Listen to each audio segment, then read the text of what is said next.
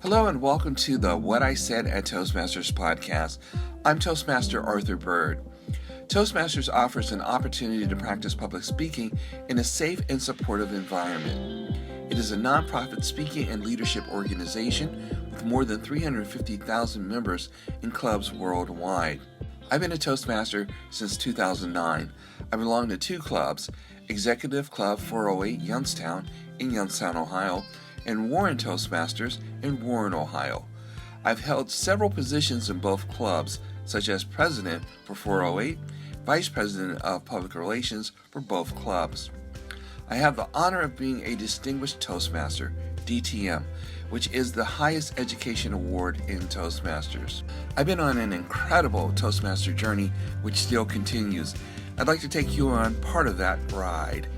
On this podcast, you will hear my actual speeches, openings, and closings of meetings, evaluations of other speakers, and speakers' evaluations of me, and table topics, which is an impromptu speaking opportunity from an unknown question, and the traditional Toastmasters 90-second training tip. My hope is that you'll be inspired to find out more about Toastmasters, which you can do at toastmasters.org.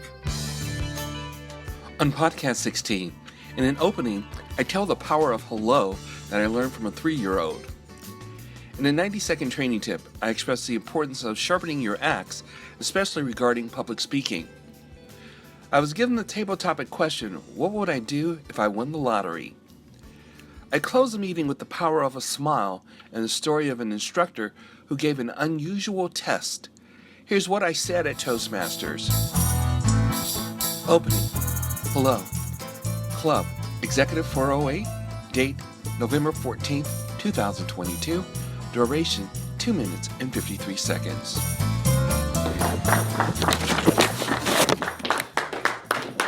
Thank you, Madam Toastmaster.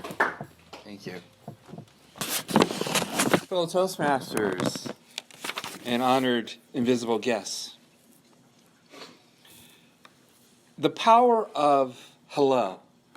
How many of us use the power of hello to somebody you completely don't know, passing someone or anything?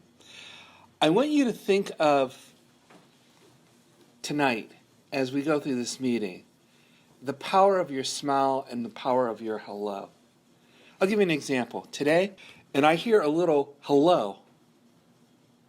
I look around, and is this person talking to me? And it is a little girl who is in the cart. She's 3 years old. And she's just, hello. I go, well, hello, how you doing? She goes, I'm doing good. And her mom's right there. And I thought, for 3 years old, this little girl is engaging, communicating. We as adults, do we communicate that way? So in my cart, there was another kid who, I like to talk to the kids when they're in there. So what are you doing? What are you working on? And so there's a kid named Levi who comes in with his mom, Paige. And I had an apron for Levi, one of those little small, I think he's probably like 10. So the apron that I had for Levi, I gave it to this little girl. And her mom let me put it on her. And she looked so cute with the little apron. But my point is, if we were like kids again and we said hello to people and engaged them, how would this world be if we engaged hello and said smile? So tonight, when you're thinking about when you get up here, there may not be a lot of people here, but I would suggest maybe getting up and smiling and just taking in that moment, because the process of things is great. But that moment, that little girl had me going, she had been gone out of the store. I was still smiling. My heart was full because she was so adorable. Can't wait to see her again. And she wants to be a greeter. She's going to get that job, I can tell you that. So let's have a good meeting.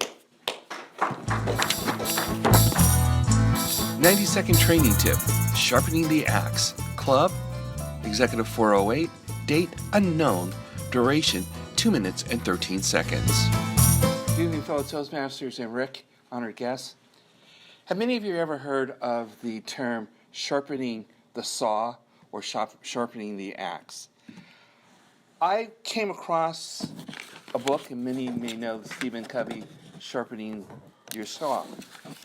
One of the things that I think that I see sometimes in Toastmasters, we get to a certain spot, certain situation in our speaking careers, and we don't sharpen our axe or saw. We don't go back to basics.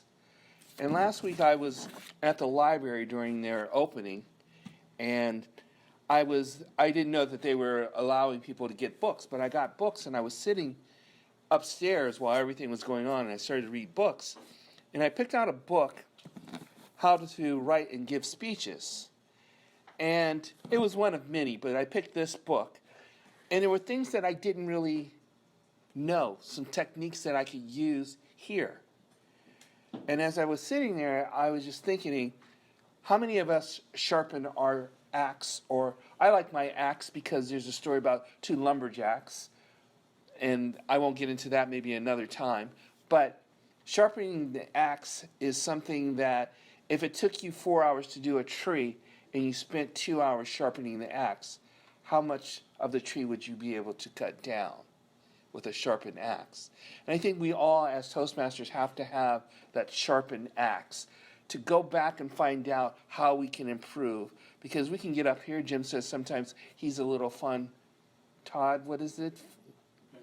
Fantage. And so many of us get that feeling. So I think the tip to tonight is maybe go out and read some things to improve, maybe some speech books, maybe Greg's book, which is excellent, and go out there and maybe refresh yourself, because the things that I'm learning in this book, I'm like, wow, I could really apply that. So I'm sharpening the axe. Madam Toastmaster. Table topics: lottery, club, executive 408, date November 7th, 2022, duration 3 minutes and 7 seconds. Good evening, fellow Toastmasters. Everybody's a Toastmaster tonight. Boy, the Powerball, I haven't really kept any track of it. Everybody keeps... The one thing that I am very glad, no one's coming up with the office pool.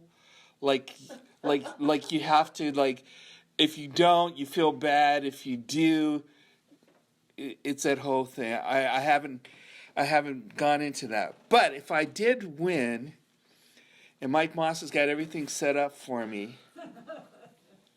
which will probably be in the future like that, without the lottery,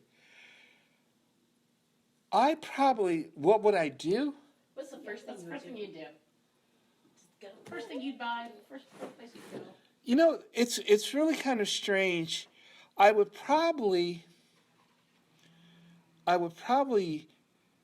the house that I design, I would probably have them get that going where I like to live.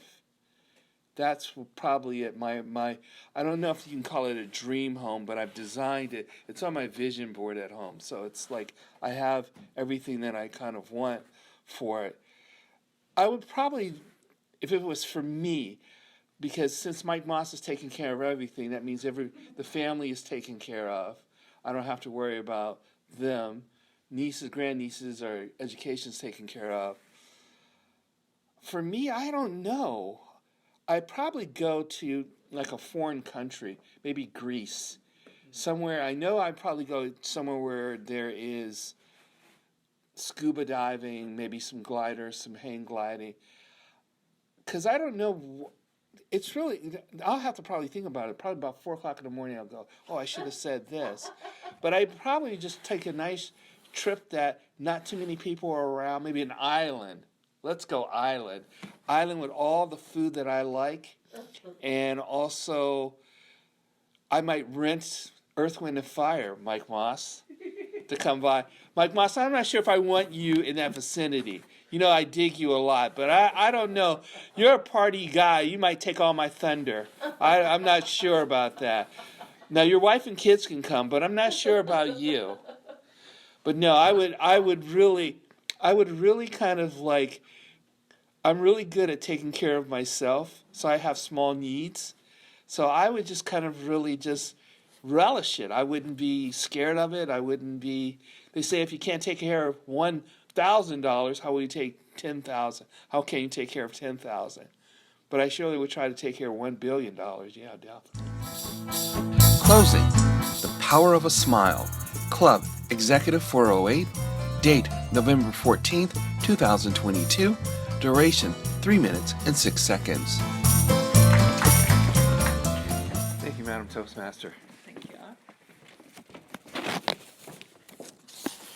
At the beginning of the opening, I showed you something about the story of the little 3-year-old that I met today.